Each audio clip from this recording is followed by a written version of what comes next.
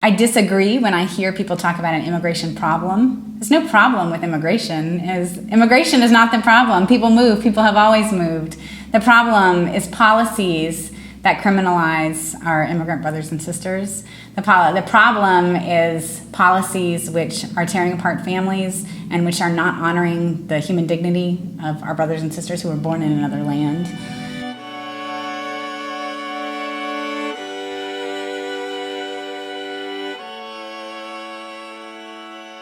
My name is Fatima Cisse. I'm 24 years old, and when I was 11, my mom was deported, back to the Ivory Coast. I just remember coming home from school, and my father told me that, she had been arrested. And I was shocked because my mom was never into any trouble before, and, it was shocking, In our culture, the mom is the one who takes care of the children and the home and everything. So, we lost all of that. And my father, we barely saw him, trying to working 2 jobs and trying to pay off the bills and everything. So it was very hard on us. There's a lot of pain, behind that. We feel, lonely and like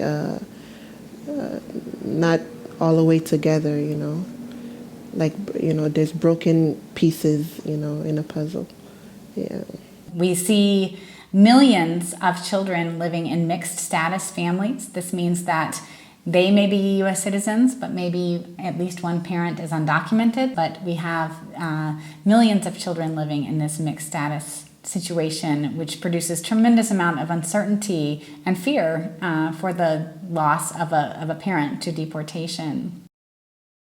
When politicians will make disparaging remarks about Mexicans or about people from other countries, it's usually because it's coming from a place of fear, a place of ignorance, and a place of not really having had the opportunity to meet and to know and to interact with migrants who are newly arrived in this country.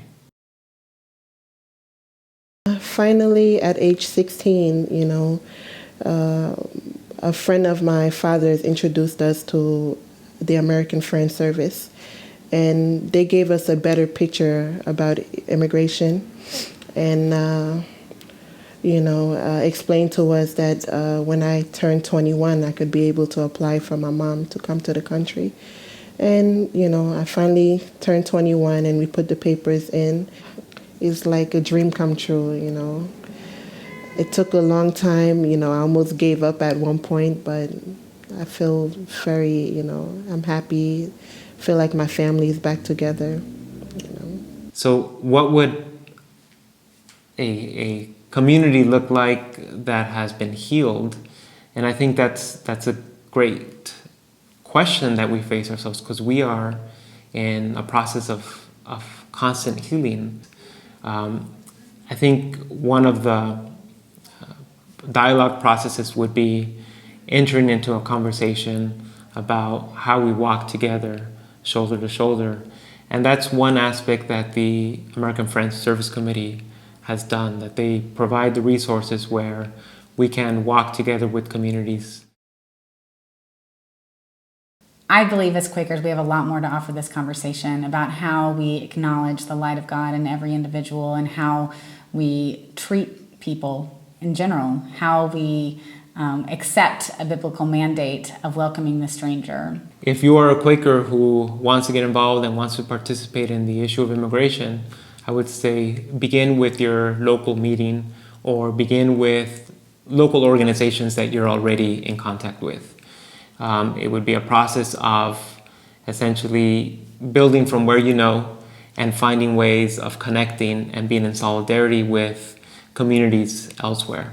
So I want to encourage everyone to invite speakers to your meetings, to your congregations, to your offices, to your school groups, because there's people out there who are willing to share their stories. I really encourage Quakers, other people of faith out there, to get involved with the local immigrant rights movement or local center that's working on immigration issues, because I think we can start by being good partners.